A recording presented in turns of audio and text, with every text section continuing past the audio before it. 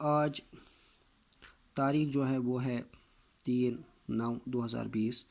یہ class 8th ہے، subject ہے ہسٹری، اور جو لیسن نمبر 9 ہے اس کا نام the making of national movement 1870 سے لے کے برابر 1947 تک جو اس میں دلیل دے دی گئی ہے. تو آج یہ لیسن اللہ تعالیٰ کے فضل کرم سے ہم کمپلیٹ کر چکے ہیں. کل میں نے اسے کمپلیٹ کیا ہے. تو آج جو ہے پیج نمبر 127 پر جو سوالات دیے گئے ہیں، تو آج ہمارا ٹاپک ہے انہی سوالوں کے جوابات جو ہے وہ آپ تک پہنچانے کی. تو ہم کوشش کرتے ہیں، چونکہ پہلا یہاں سے شروع ہوا ہے لیٹس ریکال سے، یعنی ہمیں یہ سارا لیسن پہلے ذہن میں رکھنا ہے کہ جو بھی ہم نے اسے پڑھا ہے، یعنی اس کا مطلب یہ کہ ہمیں وہ ساری ویڈیوز دوبارہ سے سننے ہیں کہ سننے کے بعد ہی ہمیں جو ہے ریکال ہو جائے گا، یعنی ہم رپیٹ کر سکتے ہیں. تو اس کے بعد ہم جو ہے ان سوالوں کے جوابات دینے میں جو ہے وہ کامیاب ہوں گے. تو پہلا یہاں پہ سوال دیا گیا ہے، why were people dissatisfied with British rule in 1870s and 1880s، یعنی 1870 اور 80 میں لوگ کیوں انگریزوں سے جو تھے وہ خفا ہوئے یا وہ انگریزی راج سے ناراض تھے. چونکہ اس کا جواب ادھر میں نے لکھا ہے، the following reasons dissatisfied people with British rule 1870 and 1880s، یعنی 1870 اور 1880 میں جو بھی وجوہات ہندوستان میں ہوئی وہ نیچے دی گئی ہے. انہی ریزنز کو لے کے لوگ جو تھے وہ خفا ہوئے انگریزی راج سے. پہلا پوائنٹ جو ہے، arms act of 1870 turn people armless لیس. چونکہ انگریزوں نے آرمز ایکٹ جب پاس کیا تو آرمز ایکٹ کا مقصد یہ تھا کہ ہندوستانیوں کے پاس جدید ہتھیار رکھنے کا کوئی حق یا ادھیکار نہیں ہے. تو یہ ایک گارنٹی تھی، یہ ایک تحفظ تھا ہندوستانی کو کہ چونکہ اگر ایک تو وہ اپنے آپ کو ڈیفینڈ کر سکتے تھے اور کسی بھی ناانصافی کے خلاف وہ آواز اٹھا سکتے ہیں. لیکن جب یہ ایکٹ پاس ہوا 1878 کا، تو اس پہ ہندوستانیوں سے قطعی طور منع کیا گیا کوئی بھی ہتھیار رکھنے کا، کوئی بھی ہتھیار جو ہے استعمال کرنے کا.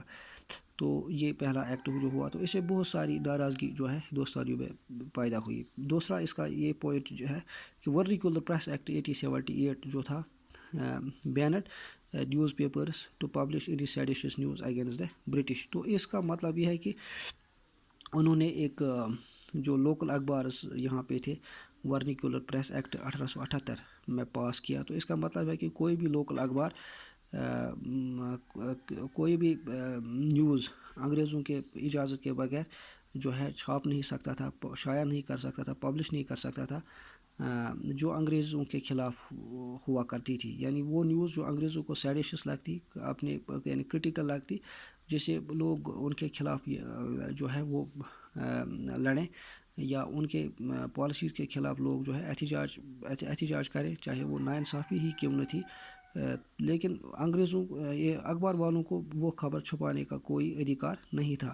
تو جب یہ ایکٹ ورنیکولر پریس ایکٹ پاس کیا تو اس میں انگریزوں نے دھمکی دی کہ 2 سال تک ایک پرنٹنگ پریس اور جو بھی ایسوسیٹڈ ممبرس اس پرنٹنگ کے ساتھ وابستہ ہوں گے تو ان کو جو ہے جیل جانا پڑے گا وداؤٹ اینی کورٹ ٹرائل. تو اس طرح سے vernacular press act 1878 banned newspapers to publish any seditious news against the British. تو اس طرح سے 1883 میں انہوں نے ایلبرٹ بل جو لائی.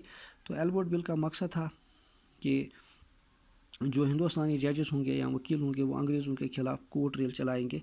تو ایلبرٹ بل جو تھا یہ ڈیفینس میں انگریزوں نے کریٹ کی کہ ایسا نہیں ہو سکتا، چونکہ انگریزوں اور ہندوستانیوں میں جو ہے وہ تفاوت ہے، وہ فرق ہے، نسلی فرق ہے، تعلیمی فرق ہے اور ہیرارکل فرق ہے. تو اس طرح سے ہندوستانی جو تھے وہ 1870 سے لگاتار 80s تک جو ہے وہ ناراض رہے ان 3 ایکٹوں کی وجہ سے.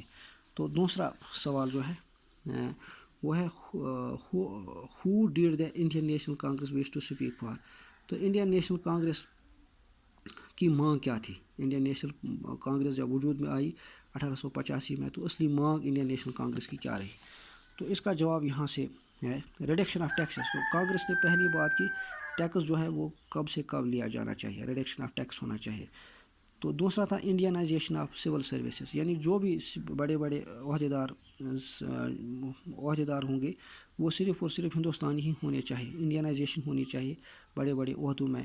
And more participation of Indians in legislative councils, اور ہندوستانیوں کی زیادہ سے زیادہ شمولیت جو ہے وہ لیجسلیٹو کونسلز میں، لیجسلیٹو اسمبلیز میں ہونی چاہیے جہاں سے انڈینز کو جو ہے نہ صرف بطور ممبر بیٹھنے کا ادھیکار ہوگا بلکہ کسی بھی بل پر سوال اٹھانے کا یا کسی بھی بل کو ریجیکٹ یا ایکسیپٹ کرنے کا ادھیکار انڈینز کو ہونا چاہیے. تو یہ 3 مانگیں تھیں کانگریسوں کی، اور بھی مانگیں تھیں لیکن مین مانگیں یہی تھی: reduction of taxes, Indianisation of civil services and more participation of Indians in legislative councils. تو اس طرح سے سوال number 3: what economic impact did the first world war have on India. چونکہ 1914 سے 1918 تک چونکہ پہلا ورلڈ وار جب ہوا پورا دنیا اس میں شامل ہو گیا، تو ہندوستان پر اس جنگ کا کیا اثر رہا؟ اچھا سوال ہے. During First world War the British import India decline. جو کہ جب پہلا ورلڈ وار ہو گیا، انگریزوں کولونیل انڈیا جو تھا، انگریزوں کی چیزیں جو تھی وہ باہر سے ہندوستان آتی تھی، امپورٹ ہوتا تھا. چونکہ اب وہ امپورٹ ڈکلائن ہو گیا کیونکہ انگریزوں کی ساری چیزیں جو تھی وہ اپنے ملک سے، جو کمپنیز سے وہاں پہ مینوفیکچرنگ ہوتی تھی، وہ جنگ کے لیے انہوں نے روانہ کی. اور انڈین انڈسٹریز جو تھی ان سے اس وقت کہا گیا کہ وہ جو ہے چیزیں بنا لیں. تو انہوں نے آرمی کے لیے شوز، یونیفارم یا ساکس بنانے شروع کیے. اس طرح سے انہوں نے اور بھی چیزیں بنائی. تو اس کا جواب یہ ہے کہ during First world War the British import India decline. یعنی پہلے جنگ عظیم کے دوران برطانیہ کی چیزیں ہندوستان آنی بند ہو گئی. The Indian companies were allowed to manufacture items like shoes, uniform, socks etcetera. Indian companies کو ادھیکار ملا چیزیں بنانے کا، مثلا جوتے بنانے کا، یونیفارم بنانے کا یا موزے بنانے کا. تو hence the war boosted Indian companies. اگر ہم کہیں گے کہ اس کا اثر ہندوستانی کمپنیز پر کیا پڑا، اچھا پڑا، کیونکہ اسے انڈین کمپنیز کو جو ابھی تک ریون ہو چکی تھی، ویران ہو چکی تھی، تو اب وہ جو ہے وہ دوبارہ سے کام کرنا انہوں نے شروع کیا. تو سوال number 4: what did the Muslim League resolution of 1940 ask for. 1940 میں جب مسلم لیگ نے ریزولیشن پاس کی لاہور سے، تو جو علی محمد جناح نے پریزائڈ اوور کیا، تو وہاں سے مسلم لیگ کی مانگ کیا تھی؟ تو یہاں پہ میں نے 4 کا جواب لیا ہے. The Muslim League's resolution of 1940 demanded a separate homeland for Muslims. یعنی مسلم لیگ کی مانگ یہ تھی کہ مسلمانوں کے لیے ایک الگ سا جو ہے ملک دیا جائے، سپریٹ ہوم لینڈ ملنا چاہیے. سو لیٹر آن پاکستان کی شکل میں بنا. The Muslim League resolution of 1940 demanded a separate homeland for the Muslims. پیارے بچوں، یہ چھوٹا سوال بھی تھا اور اس کا چھوٹا جواب بھی میں نے لکھنے کی کوشش کی. تو اس طرح سے سوال number 5: Who were moderates? How did they propose to struggle against British rule? ماڈریٹس کون تھے اور انہوں نے کس طرح سے آزادی کی تحریک میں حصہ لیا اور جدوجہد کی ہندوستان کو آزاد کرنے کی؟ یعنی ماڈریٹس کون تھے اور انہوں نے کس طرح سے آزادی ہندوستان کو دلائی، کون سے میتھڈز انہوں نے اختیار کیے جس سے ہندوستان آزاد ہوا؟ تو یہاں پر میں نے لکھے. تو moderates was a group of non violent politicians. یہ نان وائلنٹ جو سیاستدان تھے، یعنی یہ مارداڑ میں، یا ہم یہ کہہ سکتے ہیں کہ یہ کلنگس میں یا یہ ہڑتالس میں زیادہ یقین نہیں رکھتے تھے. اس طرح سے جو لوگ ایسا نہیں چاہتے ہیں تو ان کو ہم نان وائلنٹ بولتے ہیں. یعنی moderates was a group of non violent politicians. They proposed. تو انہوں نے کس طرح سے آزادی کی، تو انہوں نے کون سا یہاں پہ اختیار میں لایا، کون سی چیزیں؟ تو ان میں وہ انہوں نے نان وائلنس اختیار میں لائے. ریزولوشنز، وہ چاہتے تھے کہ ریزولوشن جو ہے، یعنی جو پیٹیشنز ہوں گے، ریزولوشنز ہوں گے، انہی کے ذریعے انگریزوں کو موٹیویٹ کریں گے.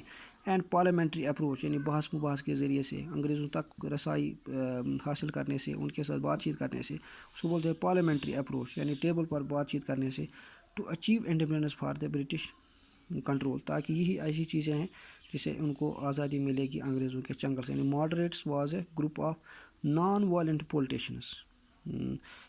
یہ وہ سیاستدانوں کا ایک عدم تشدد جماعت تھی جنہوں نے نان وائلنس، عدم تشدد، ریزولوشنز، یعنی انہوں نے جو ہے بلز کو لے کے یا پارلیمنٹری اپروچ کو اختیار کیا تاکہ ہندوستان کو انگریزوں سے آزادی ملے. تو آج میں نے 5 سوالوں کے جواب لکھے. کل اگلے سوالوں کا جواب میں آپ کو بتاؤں گا. اور اجازت دیجیے. اللہ حافظ.